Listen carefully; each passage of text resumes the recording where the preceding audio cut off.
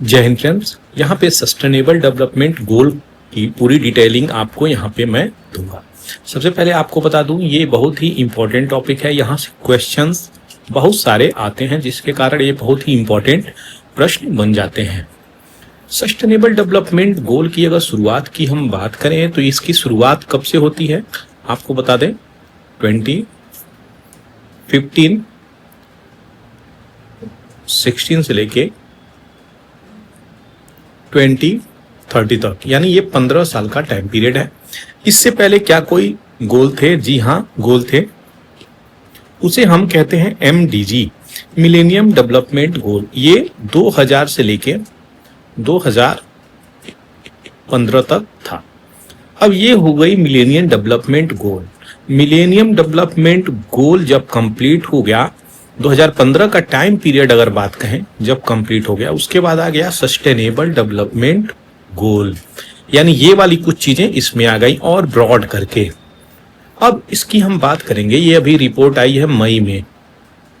इस मई वाले रिपोर्ट के हम अगर डिटेलिंग की बात करें तो हम लोग क्या देखेंगे यहाँ पे कि मई में किस प्रकार की चीजें हुई और रिपोर्ट में क्या क्या नई नई चीजें निकल के आई हैं, वो सारी चीजें हम लोग यहाँ पे देखेंगे। तो सबसे पहले आपको बता दें, यहाँ पे 17 सस्टेनेबल डेवलपमेंट गोल हैं, जिसे SDG बोलते हैं। इसके 169 टारगेट हैं। ये एक इम्पॉर्टेंट एस्पेक्ट है जो कि आपको पता होना चाहिए। अब हम बात करेंगे यहाँ पे सबसे पहले कि इन 169 जो टारगेट हैं उनकी डिटेलिंग देखेंगे, रिपोर्ट में क्या है वो देखेंगे, क्योंकि यहाँ से क्वेश्चंस किसी भी UPSC या UPPCS कहीं भी आ सकता है। तो सबसे पहले अगर बात करें तो नो पॉवर्टी आती है सबसे पहले में, यानी सबसे पहले अगर आप गरीब रहेंगे तो खाने को नहीं मिलेगा। जब खाने को सही से नहीं मिलेगा, संपूर्ण आहार, तो स्वास्थ्य बीमार पड़ जाएगा।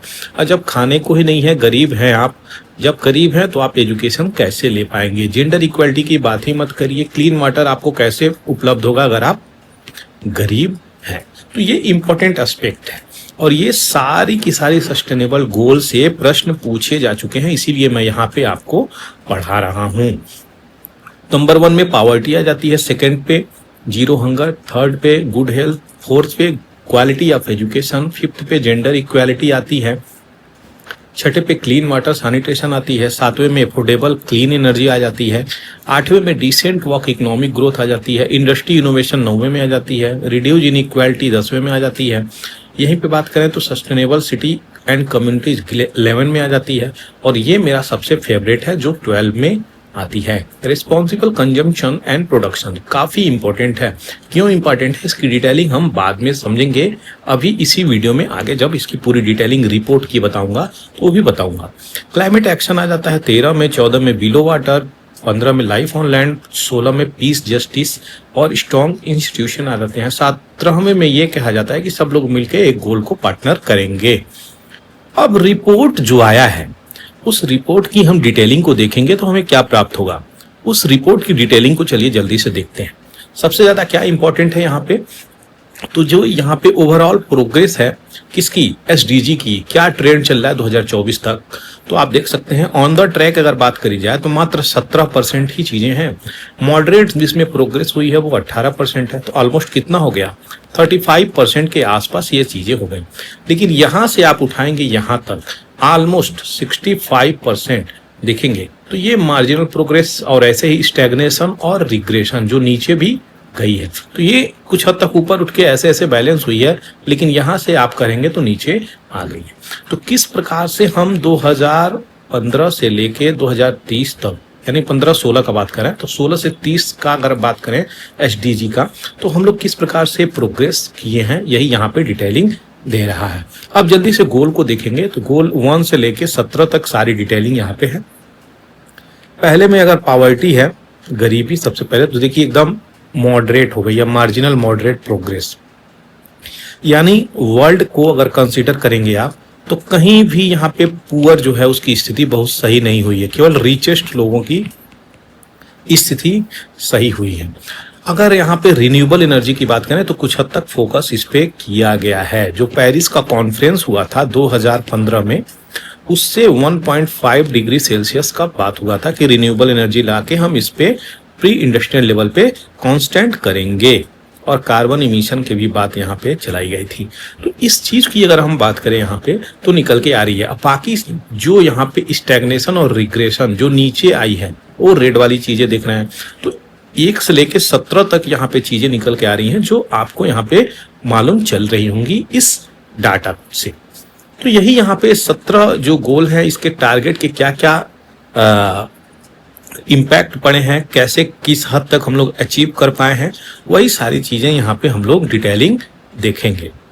चलिए पहले शुरू करते हैं कि इंड पावर्टी करेंगे तो क्या। सबसे पहले बात करें तो ये बहुत ही इंपॉर्टेंट एस्पेक्ट है। इरेडिकेट करने के लिए एक्सट्रीम पावर्टी यहाँ पे लाई गई है, लेकिन कोविड-19 पेंडेमिक का क्राइसिस जब आया 20 से 22 के सेशन में, और भी ज्यादा यहाँ पे पावर्टी में लोग बढ़े हैं। तो फर्स्ट टाइम ऐसा हुआ है डिकेड में यहाँ पे कि इस डिकेड में जो पावर्टी की बातें चल रही हैं और ज्यादा बढ़ी हैं, जबकि घटी नहीं है। तो ये रिटर्न हो गया है pre pandemic level in most country 2022 तक, हालांकि बात करी जाए, लेकिन लो इनकम कंट्री जहाँ पे रिकवरी बहुत स्लो है, अभी ऐसे ही चल रही है। यहाँ पे 9% की बात करी जाए तो वर्ल्ड की पॉपुलेशन जो है 712 मिलियन पीपल जो कि एक्सट्रीम पावर्टी में जिंदगी बिता रहे हैं। तो ये आपका रिपोर्ट कह रहा है 9% वर्ल्ड की पॉपुलेशन एक्सट्रीम पावर्टी फेस कर रही है। दूसरे में जीरो हंगर आता है यहाँ पे। तो क्या आता है, हंगर को कैसे हम लोग सही करेंगे। तो 10 में एक आदमी बेड पे भूखा जा रहा है। 2.4 बिलियन की अगर बात करें तो मॉडरेट टू सीवियर यहाँ पे फूड इनसिक्योरिटी है। देखिए जब यहाँ पे फूड ही नहीं रहेगा, भोजन नहीं रहेगा, तो कहीं ना कहीं आपका हेल्थ कैसा रहेगा, आपकी एजुकेशन कैसी रहेगी, सब कुछ सब हैम्पर करेगा। दूसरी जो बात निकल के आ रही है, शार्प इंक्रीज यहाँ पे कोविड-19 जो पेंडेमिक आया था उसकी वजह से बहुत सारी जहाँ पे स्टेबलाइजेशन आ गई हैं, कोई ग्रोथ ही नहीं दिख रहा है इस फील्ड में। तो ये इंपॉर्टेंट एस्पेक्ट है। थर्ड की अगर बात करी जाए तो गुड हेल्थ पे फोकस करता है। तो यहाँ पे क्या है, बहुत सारी इसमें चैलेंजेस निकल के आ रही हैं। तो प्रोग्रेस तो हो रहा है, ये प्रोग्रेस तो हो रहा है, लेकिन बहुत स्लो है। रिपोर्ट यही बता रही है सस्टेनेबल डेवलपमेंट गोल की जो मैटरनल मॉर्टेलिटी रेट, ये क्या होती है मैटरनल मॉर्टेलिटी रेट। तो यहाँ पे 1 लाख में कितनी माताओं की डेथ हो जाती है डिलीवरी के समय, यही मैटरनल मॉर्टेलिटी रेट होती है। प्री मैच्योर डेथ हो जाती है बच्चे जब पैदा होते हैं उसके आसपास। यहाँ पे मेजर नॉन कम्युनिकेबल डिजीजेज जो जैसे कि kidney failure, heart failure, liver failure, इस प्रकार की डिजीजेस NCD आती हैं, नॉन कम्युनिकेबल डिजीजेज। अब यहाँ पे क्या इसेंशियल हेल्थ केयर हम लोग प्रोवाइड कर रहे हैं। इनइक्वालिटी बहुत ज्यादा परसिस्ट कर रही है, बढ़ रही है।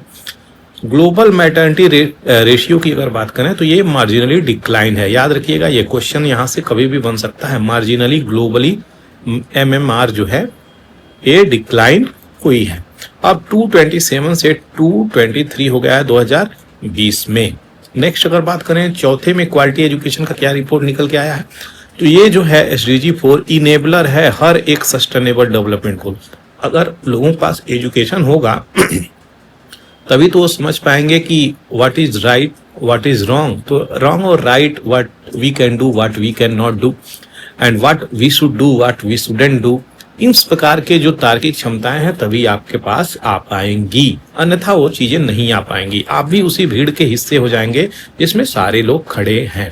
तो एजुकेशन आपको हमेशा बंधनों से मुक्त करती है, ये बात सदैव याद रखिएगा, इसीलिए इसको इनेबलर बोला गया है। लेकिन दुख की बात यहाँ पे क्या है, ग्लोबल प्रोग्रेस एजुकेशन में बहुत फास्ट देखने को मिली नहीं है। 58% स्टूडेंट वर्ल्ड वाइड जो है अचीव किए हैं मात्र एक प्रोफिशिएंसी लेवल पढ़ने के लिए, वो भी प्राइमरी स्कूलिंग की हम बात करें तो यही चीजें हैं जो यहाँ पे फोकस करी जा रही है। 53% 2015 से 59% तक यहाँ पे आई है अपर सेकेंडरी स्कूल की अगर हम बात करें तो यंग पीपल कितने कंप्लीट कर रहे हैं अपनी education. Low and middle income की अगर बात करें कंट्रीज की तो यहाँ पे 2023 तक क्या दिखता है, 2/3 जो यंग चिल्ड्रन है, जो बच्चे हैं वो डेवलपमेंटली अगर बात करें तो ऑन ट्रैक हैं। अब यहाँ पे देखिए 2/3 की बात करें लो मिडिल इनकम की, जो कि नो सिग्निफिकेंट जेंडर डिफरेंसेस, कोई सिग्निफिकेंट जेंडर डिफरेंसेस यहाँ पे दिखता नहीं है। लेकिन फिर भी यहाँ पे क्या बोल रहा है, देयर आर वाइड वेरिएशन, इसके बावजूद भी यहाँ पे बात करी जा रही है अलग अलग देशों में, अलग अलग क्षेत्रों में वहाँ पे बहुत सारे वेरिएशन हैं इसके बाद भी। तो ये सारी चीजें जब रहेंगी तो आप कैसे सस्टेनेबल डेवलपमेंट गोल को अचीव कर पाओगे। नेक्स्ट आता है जेंडर इक्वालिटी की, मेल फीमेल ट्रांसजेंडर, इसमें कोई भी हम अंतर नहीं करेंगे। तो नहीं अंतर करेंगे तो किस प्रकार की चीजें निकल के आएंगी, तब जाकर के एसडीजी कंप्लीट होगा। प्रोग्रेस की बात करी जा रही है यहाँ पे जेंडर इक्वालिटी की, कि किस प्रकार से ये पूरा का पूरा ऑफ द ट्रैक है। आप देख ही रहे होंगे कि बहुत सारी ऐसी इस्लामिक स्टेट हैं, बहुत सारे ऐसे नॉन इस्लामिक स्टेट भी हैं जहाँ पे जेंडर के प्रति मेल फीमेल ट्रांसजेंडर इनके प्रति कोई बहुत ही ज़्यादा इक्वल ट्रीटमेंट नहीं है, बहुत ज़्यादा डिस्क्रिमिनेशन है। उसी डिस्क्रिमिनेशन की यहाँ पे बात की जा रही है कि ये कंप्लीट ऑफ द ट्रैक चल रहा है। देखिए ये आप मेंस के क्वेश्चंस में भी इस्तेमाल कर सकते हैं, बहुत ही डिटेलिंग यहाँ पे रिपोर्ट है और अच्छे से मैं इसको कवर भी कर रहा हूँ। जो भी आपकी बेसिक रिक्वायरमेंट है इसी से फुलफिलमेंट हो जाएगी। यहाँ पे हार्मफुल प्रैक्टिसेस की बात करी जा रही है, जैसे child marriage, female genital mutilation. ये जो वर्ड है बहुत पुराना वर्ड है। जो फीमेल होती हैं उनकी वेजाइनल पार्ट में जो क्लिटोरिस होती है उसको ब्लेड से काटा जाता है, उस पर सर्जिकल ब्लेड चलाई जाती है, जिसके कारण वहाँ पे कहीं ना कहीं इसको भी डिस्क्रिमिनेशन के अंतर्गत रखा गया है। तो मेल और फीमेल को लेके बहुत सारी प्रॉब्लम यहाँ पे निकल के आती हैं और ये इतना फास्ट इनफ ये कार्य नहीं हो रहा है जो जिसने तरह से पॉपुलेशन की ग्रोथ हो रही है। 2022 में 120 ऐसी कंट्री हैं जो 55% ऑफ द कंट्री जिनके पास ऐसा कोई नियम कानून ही नहीं बना है। किसके लिए, जेंडर डिस्क्रिमिनेशन को लेकर के कोई नियम कानून नहीं बना है। सोचिए 55%, 50% की बात नहीं कर रहा है ये, 55% वर्ल्ड में ऐसा कोई कानून ही नहीं है।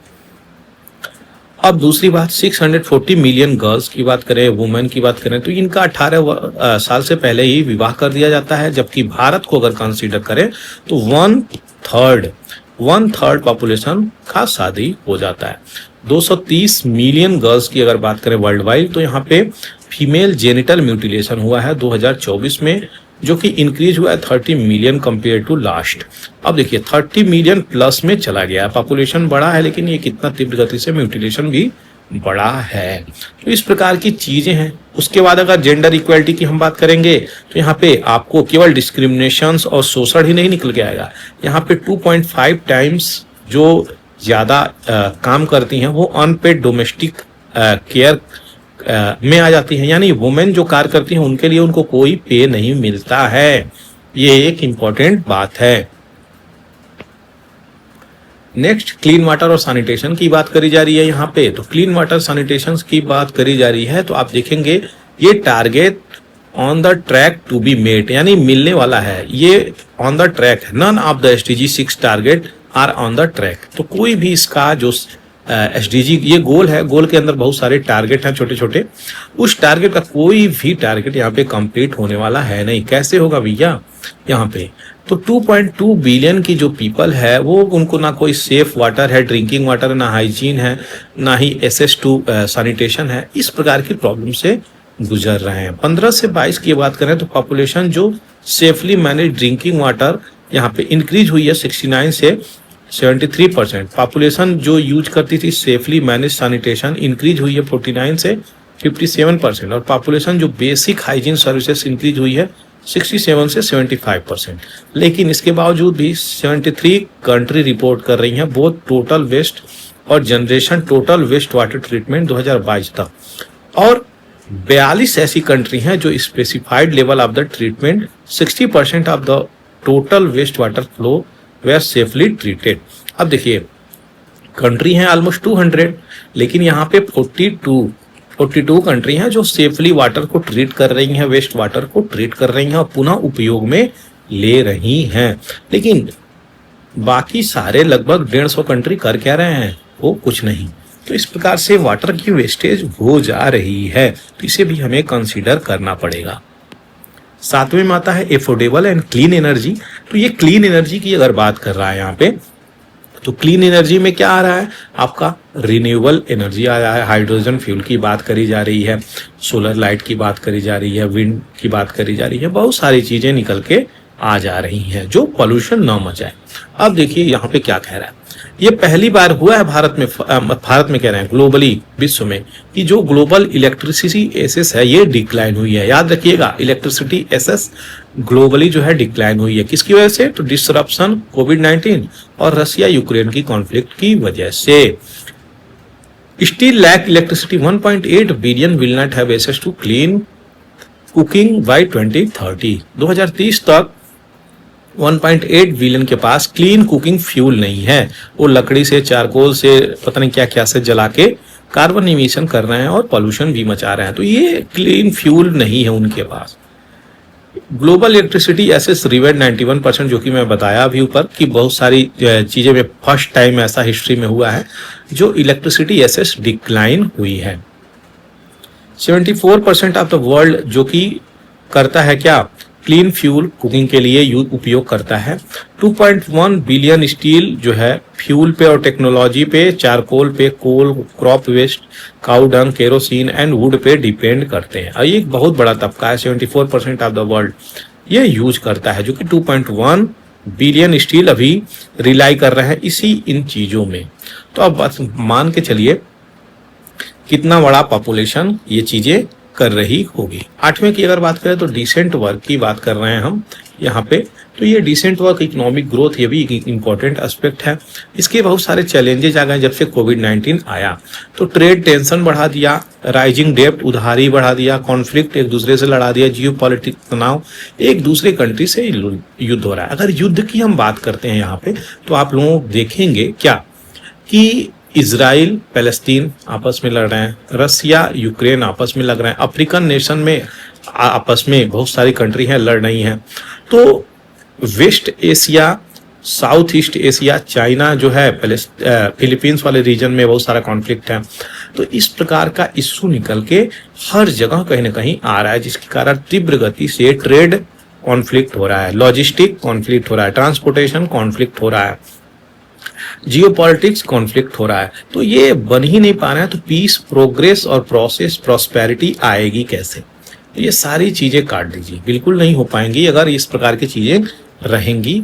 तो मार्केट में बहुत ज्यादा हाई अनएम्प्लॉयमेंट आ रहा है, ग्रोथ जो है रुका हुआ है 2024 तक, 3.9% डिक्लाइन हुआ है कोविड-19 पेंडेमिक के बाद। किस चीज का? शार्प डिक्लाइन होगी। प्रोडक्टिविटी ग्रोथ की बात करें तो ये रुका हुआ है 22-23 में। अगर प्रोडक्टिविटी ग्रोथ की बात नहीं कर रही है, ऐसा ग्रोथ जो कम से कम कुछ पॉजिटिव ग्रोथ दिखाए। नेक्स्ट अगर बात करी जाए तो इंडस्ट्री, इनोवेशन, इंफ्रास्ट्रक्चर निकल के आता है यहाँ पे, इसकी हम बात यहाँ पे कर रहे हैं।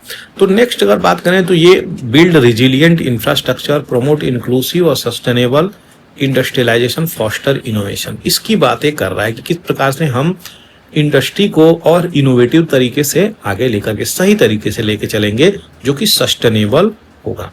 तो यहाँ पे ये भी स्टैग्नेशन फेस कर रहा है, और जियोपॉलिटिकल यानी जो वर्ल्ड में पीस नहीं है उसकी वजह से बहुत सारी प्रॉब्लम निकल के आ रही है। यहाँ पे इंस्टेबिलिटी है, इन्फ्लेशन हर जगह मिल रही है। आप देखिए वहाँ पे वेनेजुएला में देख लीजिए, मालदीव में देख लीजिए, श्रीलंका में देख लीजिए, और भी बहुत सारी कंट्री हैं जहाँ पे इन्फ्लेशन इतना हाई हो गया कि बहुत सारी प्रॉब्लम निकल के आई हैं।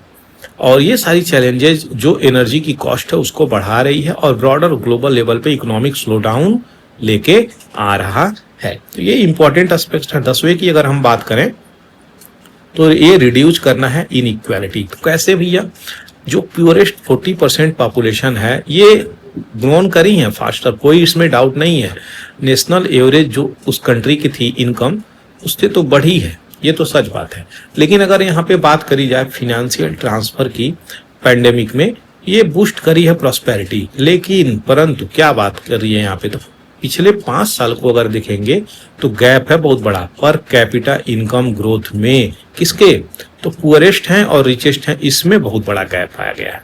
पुअरेस्ट पुअर होते चले गए और रिचेस्ट बहुत तीव्र गति से रिचेस्ट होते चले गए। तो पुअर का यहाँ से यहीं बढ़ा, इनका जो है इतना कवर कर लिया। तो ये तो राजा हो गए, लेकिन ये गैप जो है और ज्यादा बढ़ता चला गया है। यही यहाँ पे बात करी जा रही है कि इन दोनों कंट्री जो पुअरेस्ट और रिचेस्ट है, इनमें जो है पुअरेस्ट और रिचेस्ट कंट्री में गैप बहुत ज्यादा बढ़ा गया है। लेकिन अगर बात करी जाए यहाँ पे इनकम की पर्सनल, तो उसमें कुछ कमियां आई हैं। कंट्री की बात करी जाए तो यहाँ पे इनकम बहुत ज्यादा वाइड हुआ है। 124 कंट्री जिसके अवेलेबल डाटा है, half have achieved income growth, जो कि 40% of the population at a rate higher than national average. ये देखिए बहुत इंपॉर्टेंट बात है, 40% of the population at a rate higher than the national income. 40% population ज्यादा होती है अगर किसी कंट्री की कंसीडर करी जाए तो, नेशनल इनकम से उनकी जो इनकम है वो ऊपर चल रही है। Number of countries reporting on discrimination has increase by 37% since 22।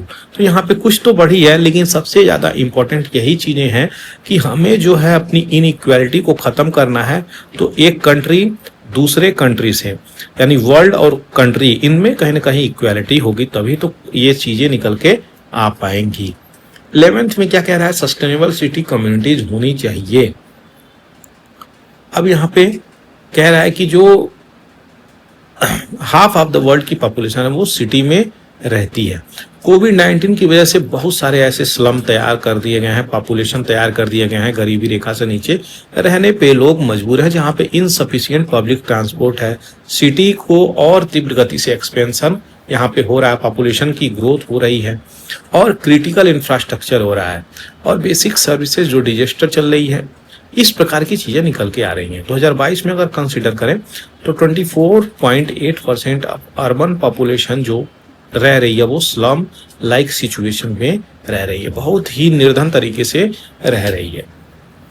तो ये कैसे सस्टेनेबल आप बना पाएंगे, क्योंकि इसमें कोई आपने चेंज किया ही नहीं। एक तरफ लंबी लंबी इमारतें, दूसरी तरफ झुग्गी झोपड़ी, कीड़े मकोड़े की तरफ, तो कैसे चीजें चलेंगी, यही यहाँ पे बातें बोली जा रही है। 12 में क्या कह रहा है, रिस्पॉन्सिबल कंजम्पशन और प्रोडक्शन। देखिए ये मेरा फेवरेट था। अब ये मेरा फेवरेट था क्यों था वो मैं बता रहा हूं। सबसे पहले क्या है, रिस्पॉन्सिबल, जिम्मेदार बनिए, कंजम्पशन करिए, उपयोग करिए, प्रोडक्शन करिए, उत्पादन करिए। ये जो लाइन है रिस्पॉन्सिबल, सबसे ज्यादा इंपॉर्टेंट यही लाइन निकल के आ रहा है। रिस्पॉन्सिबल का मतलब है आप कोई भी चीज अगर प्रोड्यूस कर रहे हैं तो एक जिम्मेदारी लेके प्रोड्यूस करिए, रिस्पॉन्सिबल, और कंजम्पशन कर रहे हैं तो उसकी भी जिम्मेदारी लीजिए। इससे क्या होगा, अगर एक आदमी है, इसके घर में 10 कार हैं, अब 10 कार हैं और जाना कहाँ है, कहीं नहीं, तो 10 कार केवल शौक के लिए रखा है ये आदमी। मान लीजिए इसे जाना भी है तो इसकी एक वाइफ होगी, 2-3 बच्चे होंगे, ठीक है, बॉयज गर्ल मैं मान ले रहा हूं, और 2 एक्स्ट्रा ले लो तो 1 2 3 4 5 6, मान लो 6 हो गए। तो अगर रिस्पॉन्सिबल होगा तो इस प्रकार से 10 कार नहीं होगा, 1 से 2 कार में इसका सारा काम हो सकता है। तो जिम्मेदारी यहाँ पे यही है कि जो प्रोडक्शन कर रही है कंट्री वो लिमिट में प्रोडक्शन करे। क्यों? क्योंकि resource on the earth is very limited. You cannot exploit the resource of this planet. This planet resource is very very limited and you are exceeding the usage. हम लोग जो है इसके उपभोग की सीमाओं को पार कर चुके हैं, इसलिए हमें लिमिट में प्रोडक्शन करना पड़ेगा। अब यहाँ पे रेस है केवल इकोनॉमी को देखने के लिए, जिसके कारण pollution, climate change, green house effect, इस प्रकार की चीजें, ग्लोबल वार्मिंग, ड्रॉट, भूखमरी, हंगर, इस प्रकार की चीजें आ रही हैं। तो आएंगी ही आएंगी अगर आप इस प्रकार से तीव्र गति से एक्सप्लॉइट करिएगा नेचर का। तो ये मेरा सबसे फेवरेट टॉपिक था, इसी कारण मैं आपको यहाँ पे एक्सप्लेन करना चाह रहा था। तो यहाँ पे अनसस्टेनेबल कंजम्पशन हो रही है जो कि सही नहीं है, प्रोडक्शन पैटर्न वर्ल्ड वाइड बदल गई है और ट्रिपल प्लानिटरी क्राइसिस पे हम लोग जा चुके हैं। क्लाइमेट चेंज, नेचर लॉस और पॉल्यूशन, तीनों आ रहा है यहाँ पे, क्लाइमेट चेंज, नेचर लॉस और पॉल्यूशन। यहाँ पे एडिबल फूड की बात करी जाए, जो खाने योग्य है, उसका भी वेस्ट हो रहा है प्रतिदिन, जिसके कारण यहाँ पे ई वेस्ट भी बहुत ज्यादा, इलेक्ट्रॉनिक वेस्ट भी ग्रो हो रहे हैं।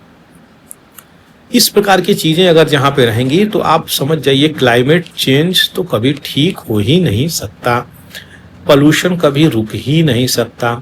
प्रोडक्शन आप बढ़ाते चले जाएं, बढ़ाते चले जाएं, बढ़ाते चले जाएं, तो आप क्या पाएंगे, आपका रिसोर्स का दोहन, रिसोर्स का एक्सप्लॉयटेशन बहुत तीव्र गति से हो रहा है। तो कहीं ना कहीं जो प्लैनेट अर्थ है उसकी जो रिसोर्स है बहुत तीव्र गति से खत्म होती हुई जाएंगी और लोगों को बहुत सारी प्रॉब्लम फेस करनी पड़ेगी, चाहे वो हेल्थ को लेकर हो, चाहे वो फूड को लेकर हो, चाहे वो किसी भी प्रकार का क्लाइमेट को लेकर हो। सारी प्रॉब्लम एसडीजी की ऐसे ही फेल हो जाएंगी। ये बहुत ही ज़्यादा इंपॉर्टेंट एस्पेक्ट है जिसको मैं यहाँ पे आपको बताया। 13 में क्लाइमेट एक्शन की बात करी गई है कि किस प्रकार से हम लोग क्लाइमेट को लेके चल रहे हैं, जो कि बहुत अच्छी बात नहीं है। क्लाइमेट क्राइसिस जो कि रियल टाइम पे आ रहा है और कई बार हम लोग देख भी रहे हैं। एक्सट्रीम वेदर आ रहे हैं जो कि बहुत सारी जिंदगी को लेके जा रही है, लिवलीहुड जीविका कई लोगों की छीन ले रही है। 1.5 डिग्री सेल्सियस 2015 में पेरिस कॉन्फ्रेंस में रखी गई थी कि ये इसके ऊपर नहीं जाने देना है, लेकिन ये भी लग रहा है कि इसको पार कर जाएगी। यहाँ पे डीले चल रहा है, half of major global community यहाँ पे ले नहीं रही है, तो ये प्रॉब्लम निकल के आ रही है। Number of disaster related death की अगर हम बात करें तो जो मिसिंग पर्सन है 1 लाख में, ये यहाँ पे नियरली हाफ हो गई है, 1.62 इन डिकेड, 5 से 14 में और 13 से 22 में। तो ये एक इम्पॉर्टेंट नंबर है। नेक्स्ट आता है लाइफ बिलो वाटर की, तो 14 में लाइफ बिलो वाटर आती है, जो यहाँ पे क्या कह रही है, जल के नीचे जो जीवन है। 70% जानते हैं जल से हम लोग घिरा हुआ है और ये एक क्रूशियल रोल भी प्ले करता है। अलार्मिंग ट्रेंड है, डिक्लाइनिंग फिश स्टॉक है, मरीन पॉल्यूशन, ओशियन में जो है एसिडिफिकेशन हो रही है जिसके कारण उनके रहने की जगह हैबिटेट डिस्ट्रक्ट हो रही है, मिट रही है। तो यहाँ पे क्या निकल के आ रहा है, ये मरीन की इकोसिस्टम जो है हम लोग बर्बाद कर रहे हैं। तो जब मरीन की इकोसिस्टम बर्बाद करेंगे तो कहीं ना कहीं मरीन प्रोडक्शन भी खत्म होगी। मरीन प्रोडक्शन खत्म होगी तो जो मान के चलिए, हम एक छोटा सा उदाहरण ले रहे हैं, ये भारत का पेनिनसुलर एरिया है साउथ वाला, तो यहाँ पे फिशरमैन ज़्यादा रह रहे हैं। फिशरमैन यहाँ पे जब तक मछलियाँ यहाँ पे रहेंगी नहीं तो इनको कुछ इनकम होगा नहीं। जब इनकम नहीं होगा तो यहाँ पे क्या आएगा, हंगर, गरीबी, पुअर, यही सब चीज़ें आएंगी। तो डेवलप होगा कैसे, तो वही बात करी जा रही है। एसिडिफिकेशन इतना बढ़ा दिया गया है जिसके कारण क्या हो रहा है, यहाँ पे मछलियाँ भी कम हो रही हैं। तो मछलियाँ कम होंगी तो यहाँ पे क्या होगा, उन लोगों की इनकम प्रभावित होगी। इनकम प्रभावित होगी तो कंट्री का जीडीपी भी प्रभावित होगा। बहुत सारी ऐसी कंट्री हैं जो वर्ल्ड में फिशिंग पे भी बहुत ज़्यादा निर्भर रहती हैं। यहाँ पे इलीगल ट्रेड भी हो रहा है, बहुत सारे रिपोर्टेड अनरेगुलेटेड, जिसको फिशरमैन पे प्रभावित कर रहे हैं। अब यहाँ पे क्या हो रहा है, बड़ी बड़ी ट्रॉलर लेके चले आते हैं और मछलियों मार के इलीगल तरीके से, जो सरकार उस पर एग्रीमेंट भी नहीं करता, उसको कंसेंट भी नहीं करता, वहाँ पे लेके चले आते हैं। तो इन्वायरमेंटली सस्टेनेबिलिटी की हम बात करें तो ये किसी भी तरीके से सही बात नहीं है, जो कि ये प्रॉब्लम निकल के आ रही है। 15 में बात करें हम लाइफ ऑन लैंड की, तो यहाँ पे निकल के क्या आ रहा है लाइफ ऑन लैंड पे, कि किस प्रकार से हमें बायोडाइवर्सिटी जो ह्यूमन लाइफ सपोर्ट सिस्टम है उसको हमें खत्म होने से बचाना है। तो ये एक अलार्मिंग रेट से चेंज हो रहा है, एक्सटिंक्शन यानी विलुप्त की स्थिति पे स्पीशीज चल रहे हैं और स्टैग्नेशन चल रही है। बायोडाइवर्सिटी एरिया जो जियोपार्डाइज बहुत सारी खतरे को लेकर के इकोसिस्टम में हमें बता रही है। वर्ल्ड की फॉरेस्ट एरिया की बात करें तो ये गिरा है, वर्ल्ड की फॉरेस्ट एरिया। देखिए क्वेश्चन यहाँ से बन सकता है, और ये स्लाइटली रिड्यूस हुई है पेस भी। ग्लोबल प्रोटेक्टेड कंजर्व एरिया की हम बात करें तो marine, terrestrial, fresh water, mountain, की बायोडाइवर्सिटी एरियाज, ये सब क्या दिखा रही हैं, यहाँ पे सब्सटेंशियल इंप्रूवमेंट हुई है अगर 2000 को हम कंसीडर करें, लेकिन ये ग्रोथ स्टैग्नेटेड है लास्ट 2 डिकेड की अगर हम बात करते हैं तो कैसे हम एसडीजी को कंप्लीट करेंगे। अब 2030 का टारगेट है, 2024 तो बीत ही गया, तो हम कैसे इसको कंप्लीट करेंगे, यही यहाँ पे फोकस किया जा रहा है। 16वें में आता है पीस, जस्टिस, स्ट्रॉन्ग इंस्टीट्यूशन। तो देखिए जब पीस कैसे रहेगी, जब आगे के पहली सारी चीजें सही रहेंगी तभी पीस रहेगी। अब यहाँ पे कोई सेंस नहीं है। We need peace in every sense, हर चीज के लिए हमें पीस की जरूरत पड़ती है। लेकिन वर्ल्ड क्या है, वर्ल्ड में फाइट हो रही है, वर्ल्ड में वार चल रहा है। यहाँ पे ग्लोबल पीस की बात कही जा रही है, जो कि बहुत ही कॉम्प्लेक्स स्थिति अभी दर्शा रही है। फोर्स्ड डिस्प्लेसमेंट, यानी लोग मजबूर हैं एक जगह छोड़ के दूसरे जगह जाने के। अभी इजराइल का जो अटैक चल रहा है, तो गाजा वाले एरिया से कितने लाख लोगों की माइग्रेशन हुई है, यूक्रेन में कितने लाख लोगों की माइग्रेशन हुई है, अफ्रीकन वाले रीजन में कितने लाख लोगों की माइग्रेशन हुई है। ये सारी चीजें क्या निकल के आ रही हैं, कहीं ना कहीं पीस प्रोसेस को हैम्पर कर रही हैं।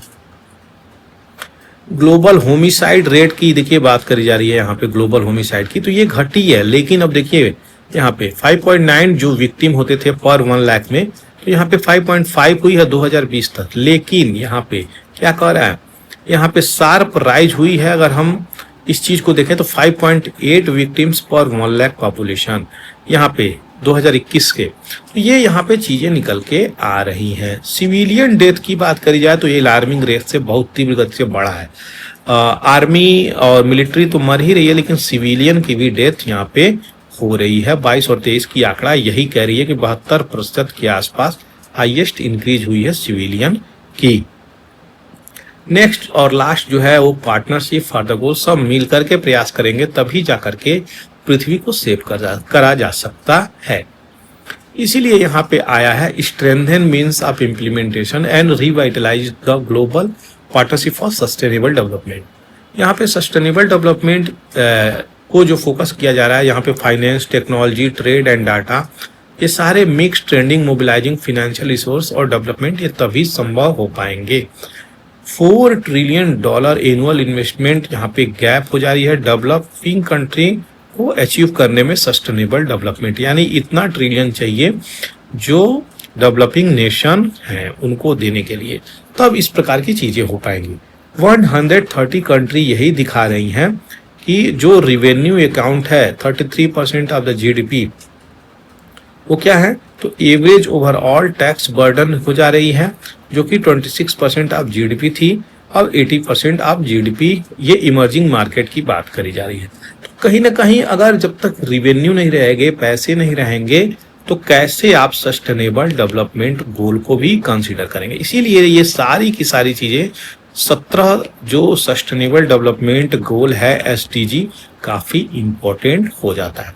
अब यहाँ पे आपको मैं सारी चीजें बढ़ा दिया। आशा करते हैं आपको वीडियो अच्छा लगा हो, तो चैनल को सब्सक्राइब करना बिल्कुल नहीं भूलें। थैंक यू फॉर वॉचिंग पूरा एकेडमी।